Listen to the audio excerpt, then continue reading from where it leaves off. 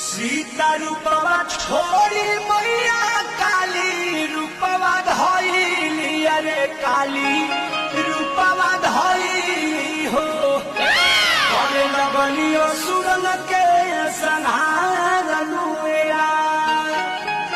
आए बाबूजी बोलो बालक। सीता रूपवा